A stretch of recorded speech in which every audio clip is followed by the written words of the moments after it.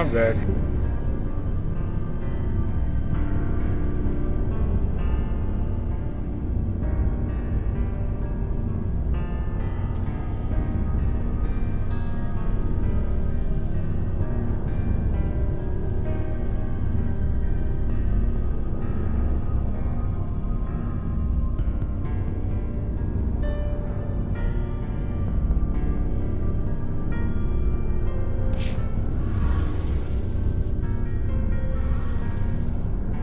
Shepard, do you need something?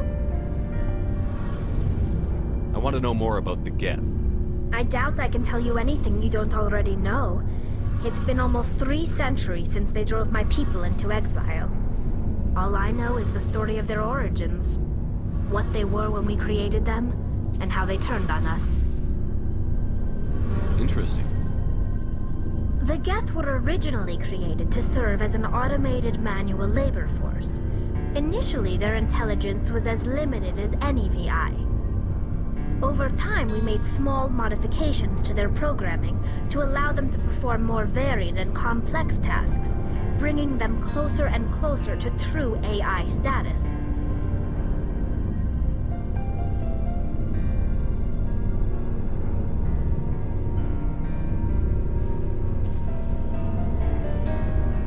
Had to know it would blow up in your face.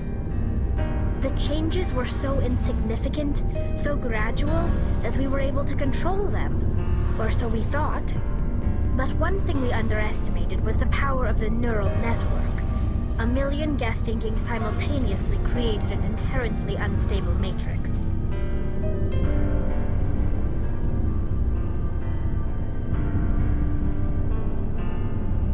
What made them rebel?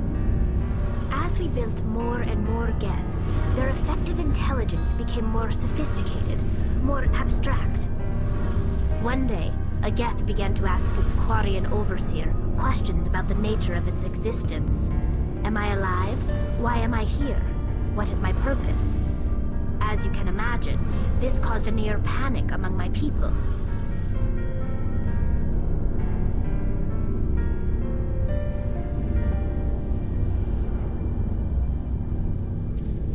I don't see what's so bad about those questions. The Geth were created to engage in mundane, repetitive, or dangerous The Geth were showing signs of rudimentary self-awareness and independent thought. If the Geth were intelligent, then we were essentially using them as slaves. It was inevitable the newly sentient Geth would rebel against their situation. We knew they would rise up against us, so we acted first. A general order went out across all Quarian-controlled systems to permanently deactivate all Geth. The Geth responded to this order violently.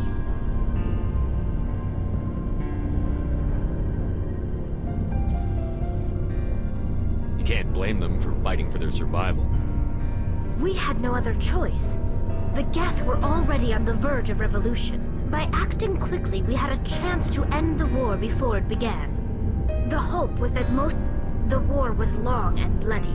Millions upon millions of Quarians died at their hands. In the end, we were forced to flee our own homeworld. We feared the Geth would pursue us, but they never came beyond the veil.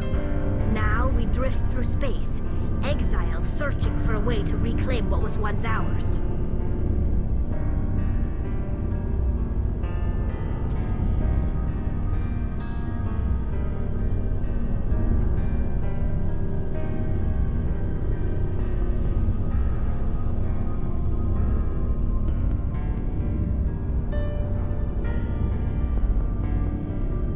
Tell me about your people. Our lives aren't easy. Resources are scarce, and we are constantly on the move. Everything we do must in some way contribute to the continuation of the migrant fleet. There are 17 million Quarians in the flotilla, and each of us relies on the others for survival. The bonds among my people are strong. Unfortunately, we have had to surrender many of the freedoms and civil liberties other species take for granted.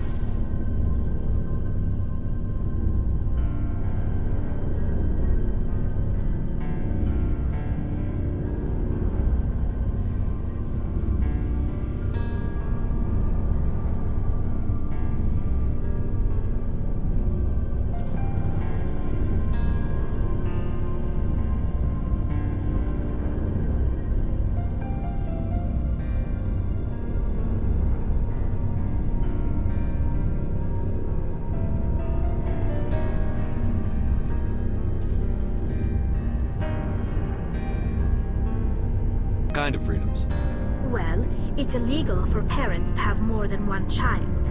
If our population grows too much, it would strain our resources to their breaking point. Of course, we also can't allow our numbers to become too few.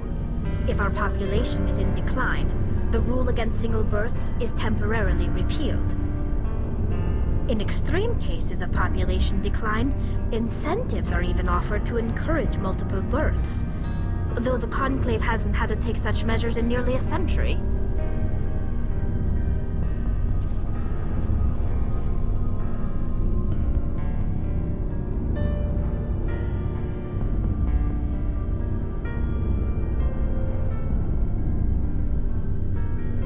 That's your government.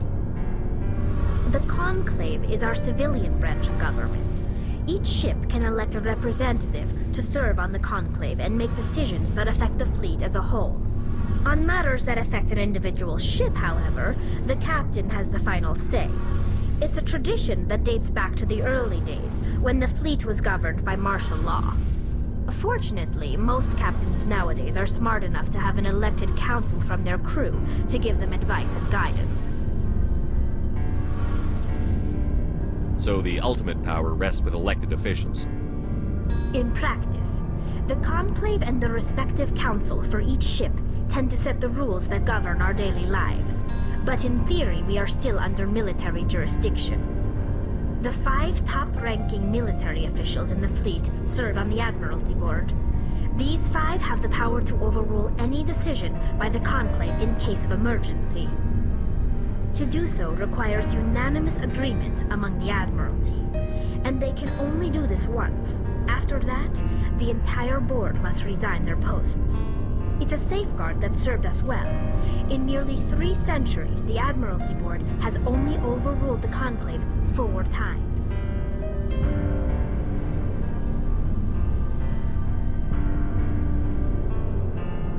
I should go. See you later.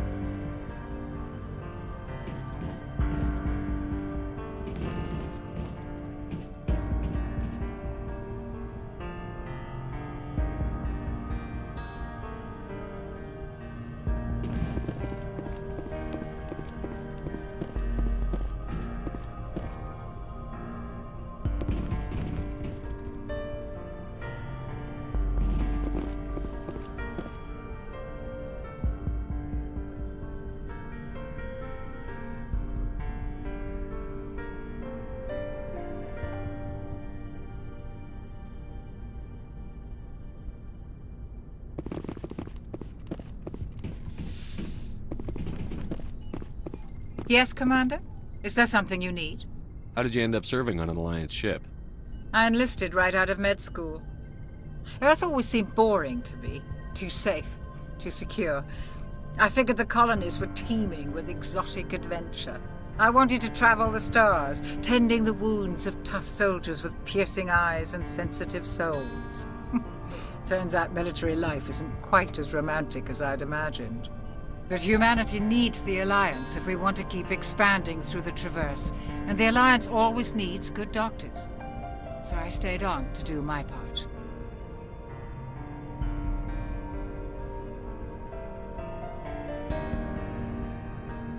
Ever think you made the wrong choice?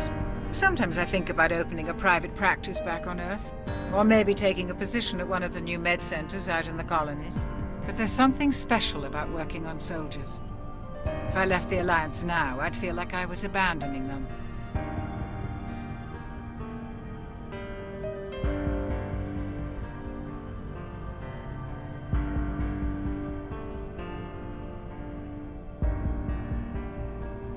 How did you end up serving on an Alliance ship?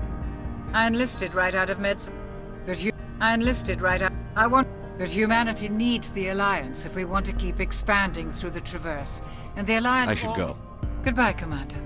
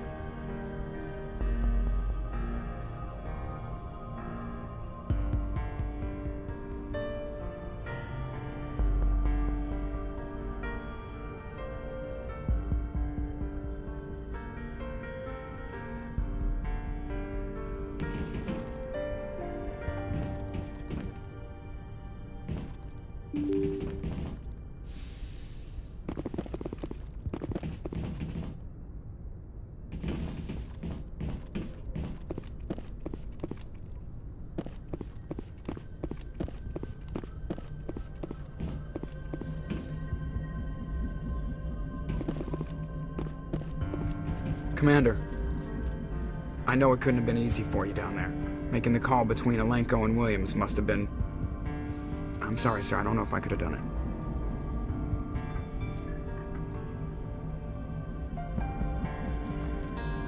There is no right choice for something like that. I just hope I never have to go through it again. No, I'm not blaming you, Commander. I'm just... I mean, it's hard, you know? Saren's still out there, Joker. Hold it together. We need you. Don't worry, I won't let you down. I want to be there when you make that son of a bitch pay.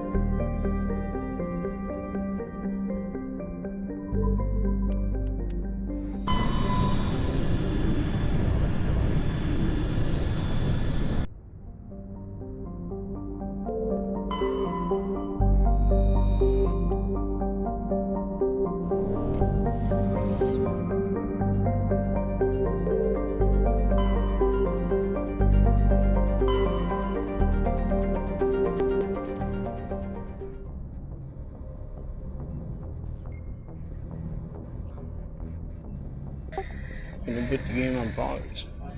Stop the video and be right back.